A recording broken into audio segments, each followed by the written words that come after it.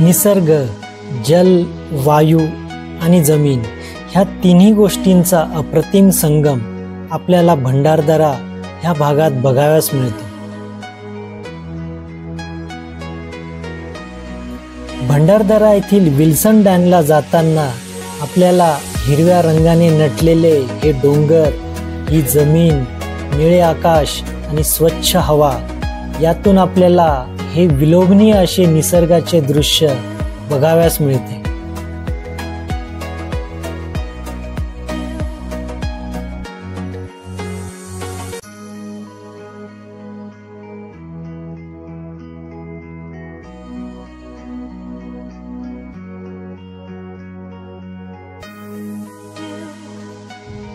मित्रांनो, भंडारदरा परिसरात भटकंती करत असताना मला निसर्गाचे हे सुंदर, विलोभनीय आणि डोळ्याचे पारणे फेडणारे दृश्य दिसले.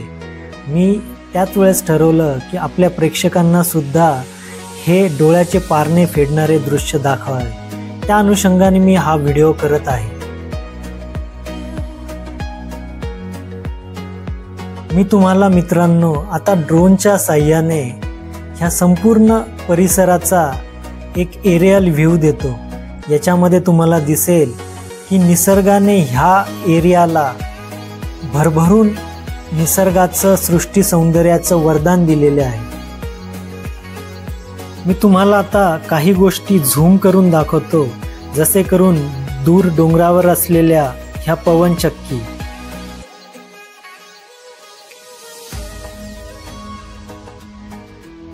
भंडारदरा डॅमला जाताना मित्रांनो आपल्याला एकेकाळी अत्यंत खराब रस्त्यांचा सामना करायला लागायचा, परंतु गेल्या काही वर्षापासून महाराष्ट्र शासनाने इथे कॉन्क्रीटचे रोड बनवून आपल्याला ह्या परिसरात भटकंती करण्यासाठी फार चांगली सोय केलेली आहे.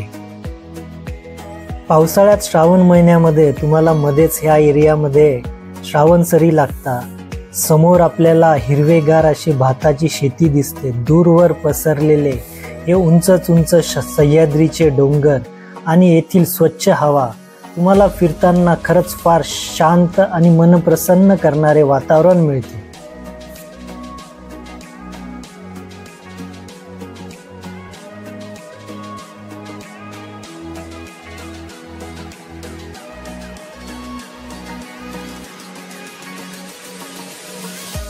मित्रांनो, दूरवर क्षितिजापर्यंत जिथपर्यंत नजर जाते तिथपर्यंत ही हिरवे गालीचे आणि त्याच्या पुढे हे सह्याद्रीचे उंच उंच डोंगर मला लहानपणी चित्रकलेच्या वर्गात काढलेल्या चित्रांची आठवण करून देत होते.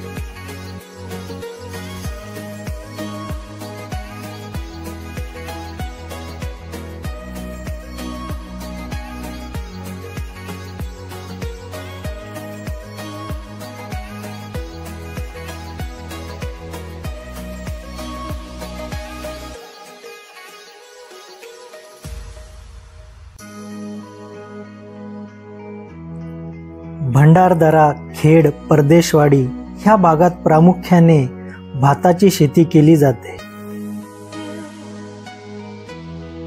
भाताच्या विविध प्रजातींसाठी इथूनच जवळ असलेले घोटी हे एक मोठे व्यापारी क्षेत्र आहे.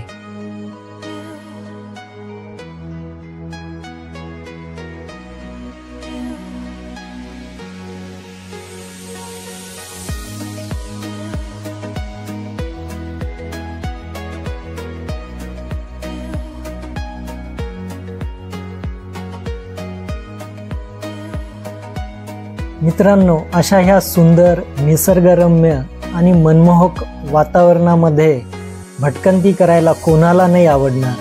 तर तुम्ही सुद्धा ह्या पावसाळ्यामध्ये नक्की भंडारदरा ह्या परिसरात भेट देऊन ह्या निसर्गाचा अमूल्य खजाना तुमच्या डोळ्यांमध्ये आयुष्यभरासाठी साठवून ठेवा.